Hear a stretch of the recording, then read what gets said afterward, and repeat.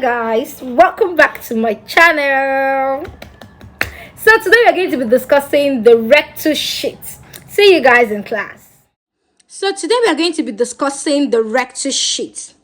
The rectus sheath is an aponeurotic sheath that covers the rectus abdominis muscle. So this is the rectus abdominis muscle. And remember that the rectus abdominis muscle is one of the muscles of the anterior abdominal wall, specifically the vertical muscle, okay? So we have two vertical muscles, the rectus abdominis muscle and the pyramidalis muscle. So the rectus sheath covers the rectus abdominis muscle. Now, this rectus sheath has two walls. It has an anterior wall that you can see in front and a posterior wall that you can see behind, okay? So this is the anterior wall and we're having the posterior wall here. Now, the anterior wall is complete, which simply means that it covers the whole muscles, that is the whole rectus abdominis from end to end, and it is firmly adherent to the tendinous intersections of the rectus muscle. Now, the posterior wall of the rectus sheath is incomplete in the sense that it is deficient above the costal margin and also below the arcuate line. Now, this deficiency has a clinical importance, especially the deficiency that is seen below the arcuate line. This is because it is at this level that the abdominal wall is more vulnerable to herniation. Now, the posterior wall is also free from the rectus muscle. So let's take it all over again. The rectus sheath is an aponeurotic sheath that covers the rectus abdominis muscle. It has two walls, the anterior wall and the posterior wall. The anterior wall is firmly adherent to the tendinous intersection of the rectus muscle, and it is complete and it covers the whole muscles from end to end, while the posterior wall is incomplete and is deficient above the costal margins and also below the arcuate line, and it is free from the rectus muscle. Now let's talk about the formation of the rectus sheath. The rectus sheath has three formations. The first is above the costal margin. The second is between the costal margin and the arcuate line. So this is the second formation of the rectus sheath. And the third is below the arcuate line. So we have above the costal margin, between the costal margin and the arcuate line, and below the arcuate line. So let's look at it in details. So as regards the formation of the rectus sheath, remember that I told you that the rectus sheath has an anterior wall and a posterior wall. So we're going to be looking at its formation on the anterior wall and also on the posterior wall. So first of all, let's talk about the formation above the costal margin. So diagram A shows a formation above the costal margin. Diagram B shows formation between the costal margin and the arcuate line. That is the formation that is in the middle. Then diagram C shows the formation below the arcuate line. So let's take the first one. Now anteriorly, that's the anterior wall, the rectus sheath is being formed by an external oblique aponeurosis. So this is the external oblique aponeurosis that forms the rectus sheath, okay? Now on the posterior wall, it is deficient, okay? And the rectus sheath, or the rectus muscle, rather, the rectus muscle, that is rectus abdominis muscle, rests directly on the 5th, 6th, and 7th costal cartilage. Okay? So the anterior wall is formed by external oblique aponeurosis coming from the external oblique muscle, which is one of the oblique muscles of the anterior abdominal wall.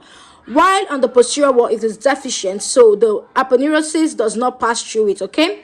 And the rectus muscle rests on directly on the 5th, 6th, and 7th costal cartilage, as you can see. So the next is the formation that we can see between the costal margin and the arcuate line. Now we have the formation, that's the anterior wall formation and the posterior wall formation. So on the anterior wall of the rectus sheath, it has been formed by aponeurosis of the external oblique muscle and also the anterior lamina of the internal oblique muscle, okay? So this is like the anterior wall of the rectus sheath and this is the posterior wall of the rectus sheath. So on the anterior wall is formed by aponeurosis of the external oblique muscle and the anterior lamina of the internal oblique muscle. And on the posterior wall, it is being formed by the posterior lamina of the internal oblique muscle and the aponeurosis of the transversus abdominis muscle as well. So in summary, anterior wall formed by aponeurosis of the external oblique muscle and the internal oblique muscle, that's the anterior lamina of the internal oblique muscle, and on the posterior wall formed by posterior lamina of the internal oblique muscle and the transversus abdominis muscle aponeurosis. So for the third formation, which is below the arcuate line, the rectus sheath is formed on the anterior wall. The rectus sheath is formed by the aponeurosis of all the three oblique muscles, that is all the three flat muscles, which are the external oblique, the internal oblique, and the transversus abdominis muscle. Okay, so this gives rise to the rectus sheath formation on the anterior wall, the aponeurosis of the external oblique muscle, internal oblique muscle, and transversus abdominis muscle. Now I want you to note something, that the aponeurosis of the internal oblique muscle and the transversus abdominis muscle are fused at this level, okay? And on the posterior wall, the rectus sheath is being formed by the fascia transversalis or the transversalis fascia.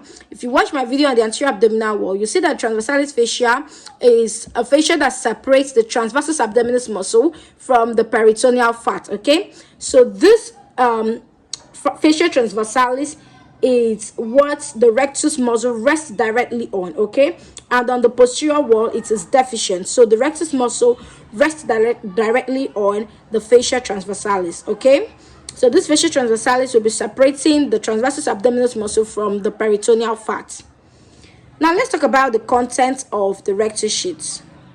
Now the contents of the rectus sheath includes 1, the rectus abdominis muscle, 2, the pyramidalis muscle, that is if it's present, because it's not always present, 3, the superior epigastric artery, and 4, the inferior epigastric artery.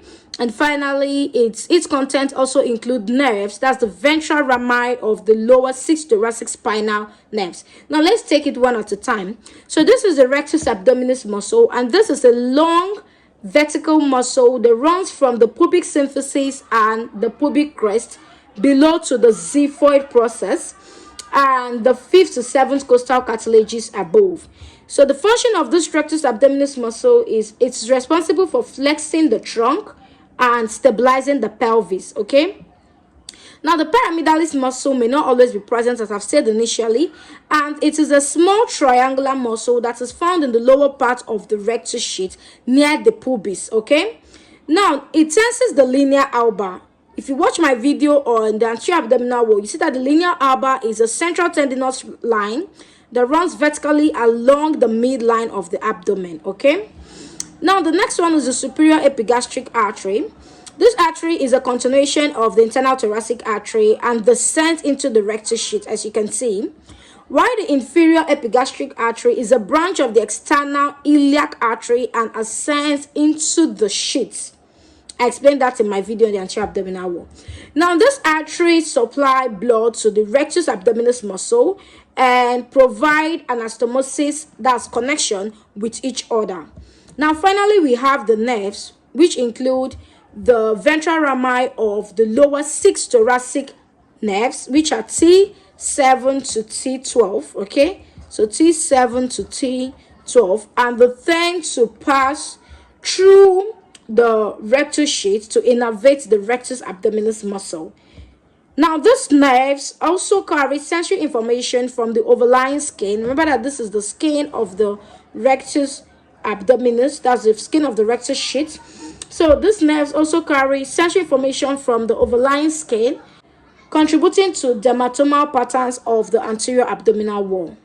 Now let's talk about the functions of this rectus sheath. The first is that it increases the efficiency of the rectus muscle, and it maintains the strength of the anterior abdominal wall, because it's one of the muscles that we can see in the anterior abdominal wall, okay? Now it also offers protection, enclosing the rectus abdominis muscle and its associated nerves and vessels. It aids in force transmission, and it does this by transmitting muscular forces to the linea alba, which I already explained what it is, and this helps to strengthen the anterior abdominal wall. Then it provides core stability, and it does this by maintaining the intra-abdominal pressure, assisting with breathing, coughing, defecation, and also childbirth. So let's talk about the clinical anatomy of the rectus sheath. So the first we are having is the rectus sheath hematoma. Now, this is as a result of bleeding within the rectus sheath, which is often due to trauma, anticoagulation therapy, or strain, and can lead to painful swelling, and sometimes it tends to mimic more serious intra-abdominal conditions. The next we're having is hernias.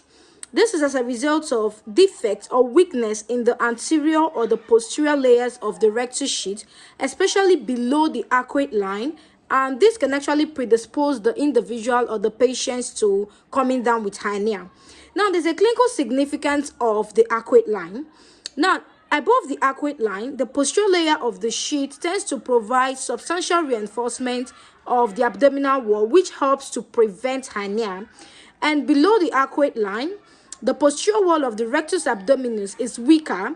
This is because it is only the fascia transversalis or the transversalis fascia and the peritoneum that is seen in that part or in the posterior wall, which increases its susceptibility to conditions like Spigelian hernia or incisional hernias, and this can result to surgery.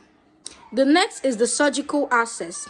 Surgeons often cut through the rectus sheath during the abdominal surgery. This is because they tend to access deeper structures that we can see in the rectus sheath. Now, the repair of this rectus sheath is actually very important afterwards because it tends to prevent post-operative complications like hernia. So guys, we have come to the end of this class. If you enjoyed this class, which I'm sure you did, please subscribe to my channel. And if this is your first time of coming across my channel or my videos, you're highly welcome to this beautiful, wonderful, and amazing family. Please do not make it your last by clicking on the subscribe button so that you can be part of us, and I bet you that you will not regret it. And to my returning, amazing, and wonderful subscribers, you guys are the real MVPs. Thank you for the continuous love and support you've shown me on this platform. Just know that I see you guys and I love you guys, and I do not take this for granted. Thank you all, and see you guys in my next video. Bye.